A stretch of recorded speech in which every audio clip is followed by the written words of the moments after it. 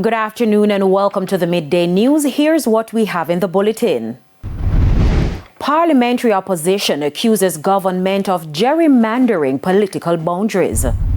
State of public emergency declared for St. Catherine North.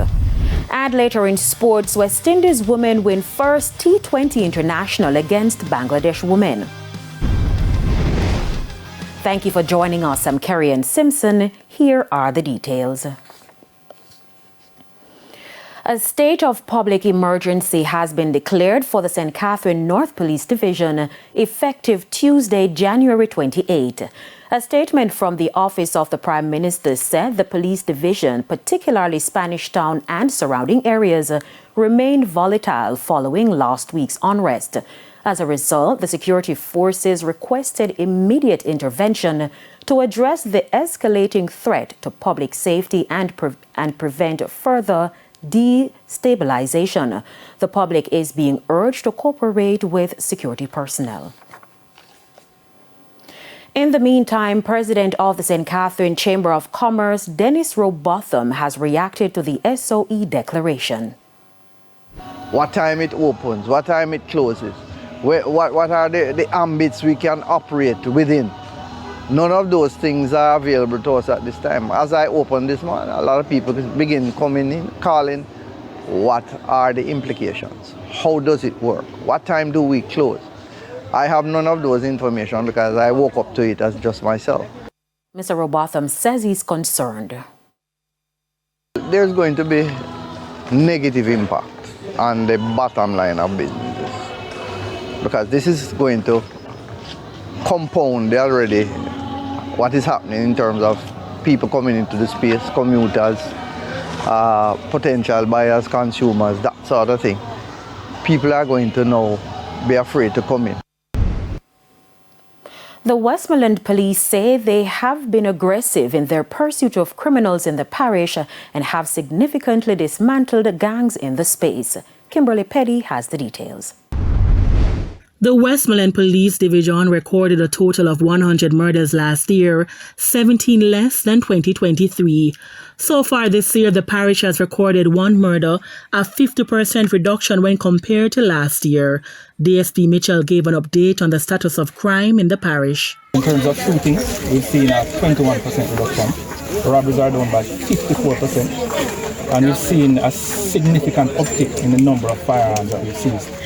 A 14% reduction and a 21% increase in the number of ammunition seized as well.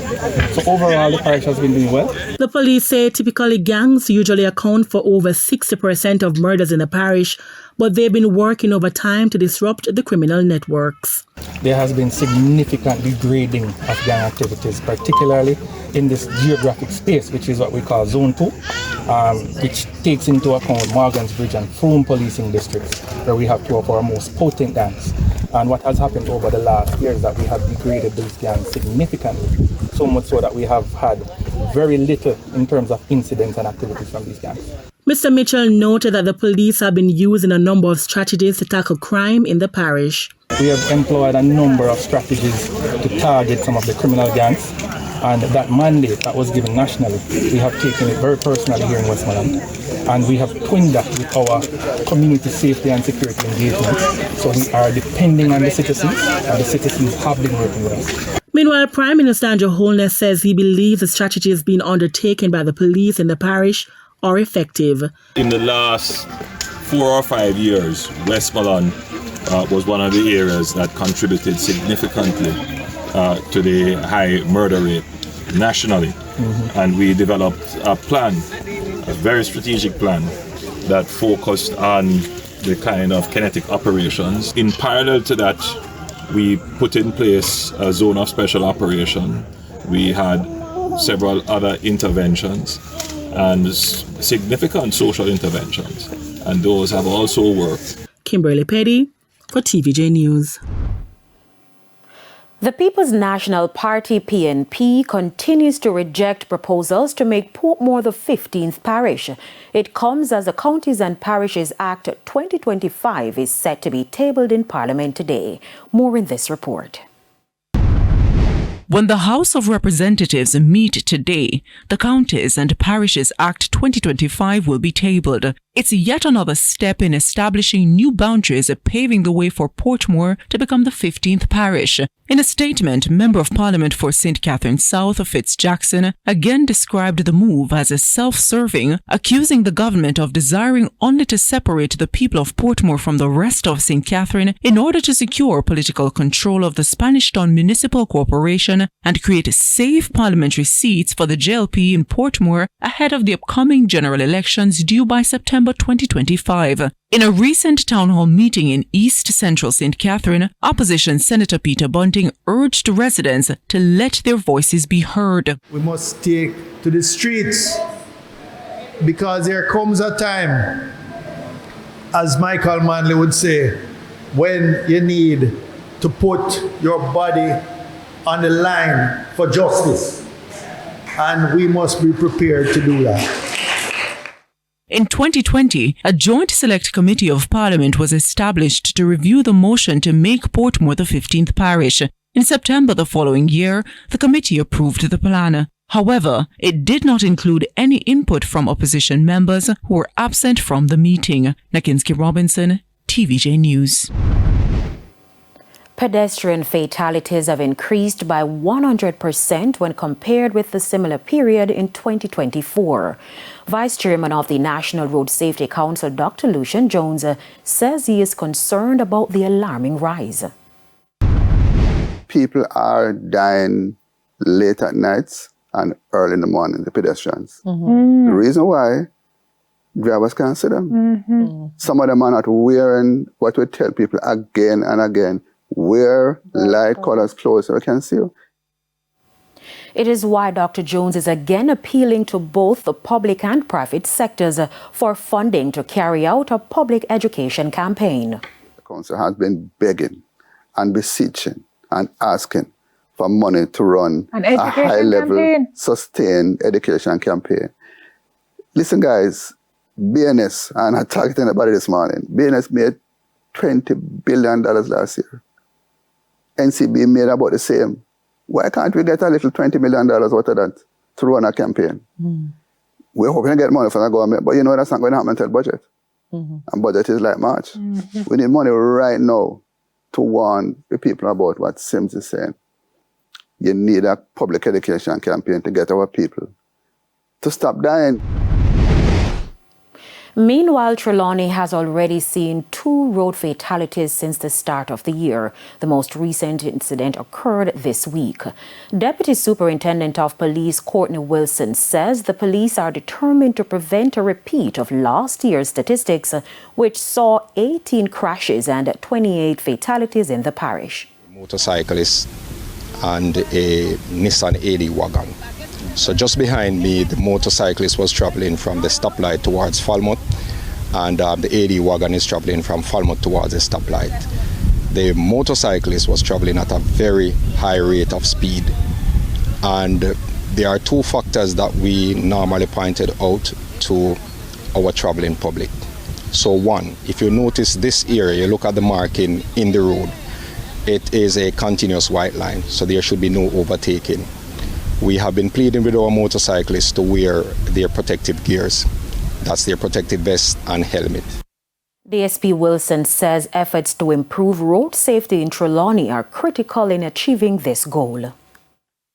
So we continue to ask our motoring public, please abide by the rules and regulations of the road and where best as possible, please to wear your safety devices. If you are traveling on a motorcycle, ensure that you wear your helmet. There are protective gears that we have been educating the public about so far that you can use.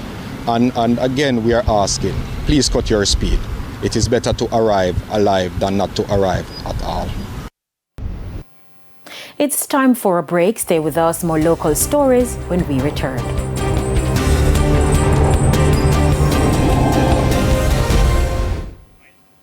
Welcome back. Continuing the news. Poultry farmers in Midday and Clarendon have been given a boost to enhance their farming practices.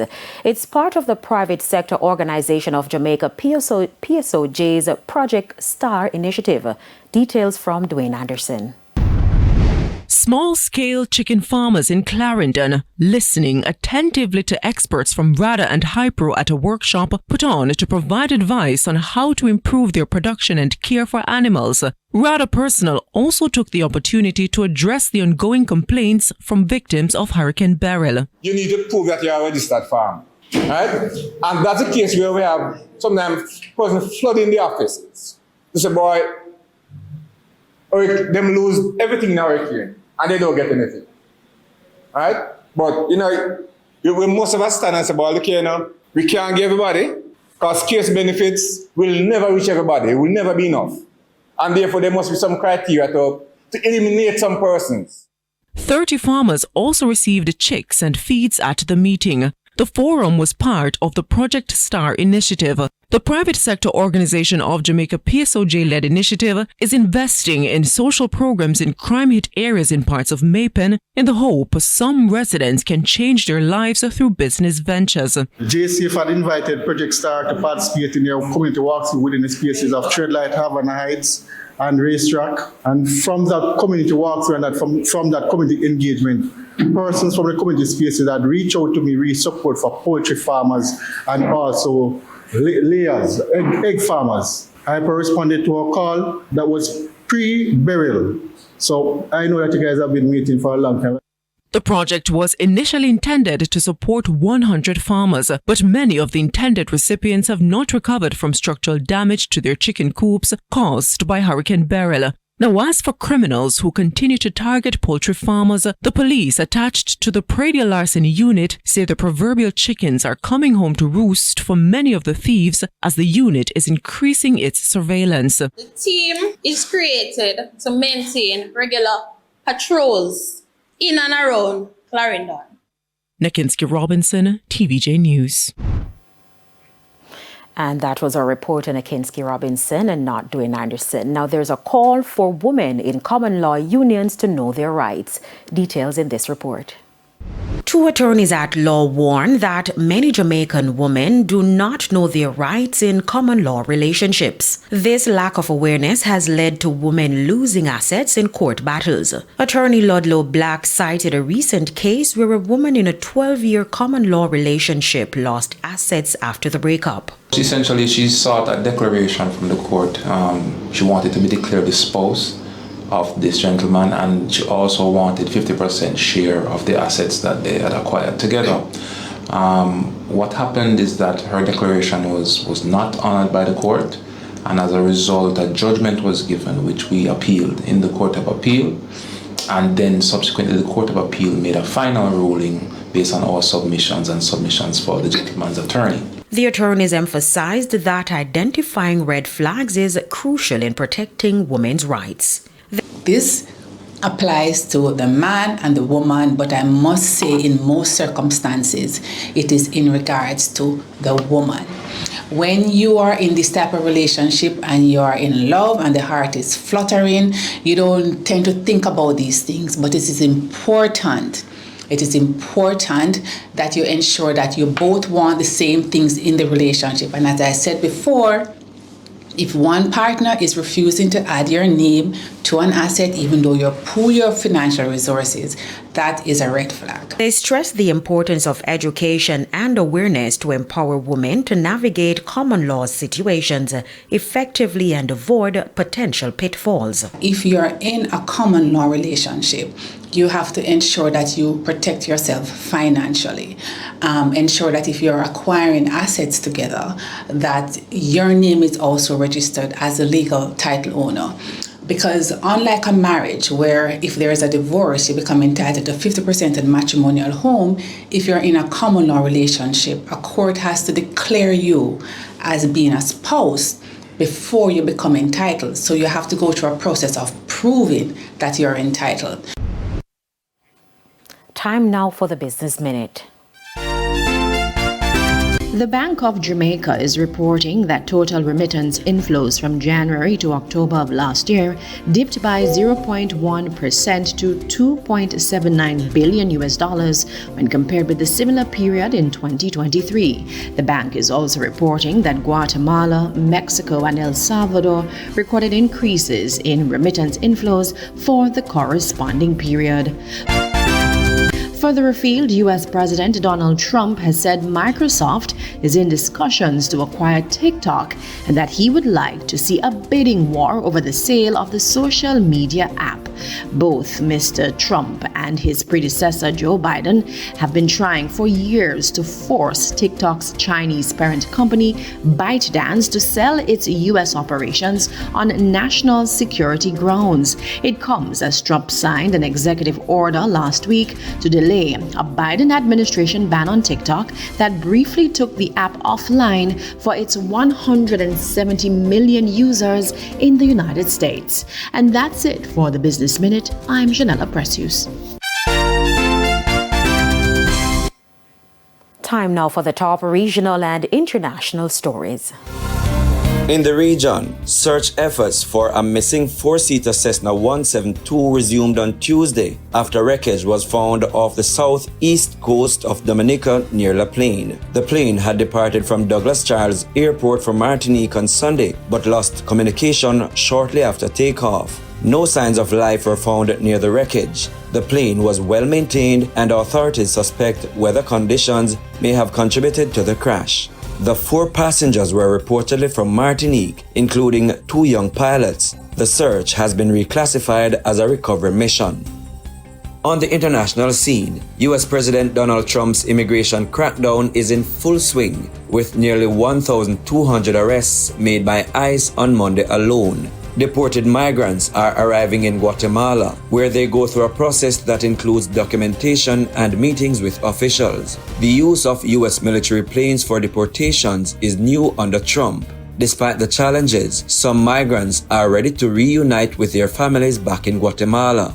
Meanwhile, Colombia says it's resuming acceptance of U.S. deportation flights after its refusal to accept two of them led to both countries' leaders threatening hikes on tariffs. And those were the top regional and international stories. I'm Prince Moore. We head to another break. When we come back, we'll have your midday sports report.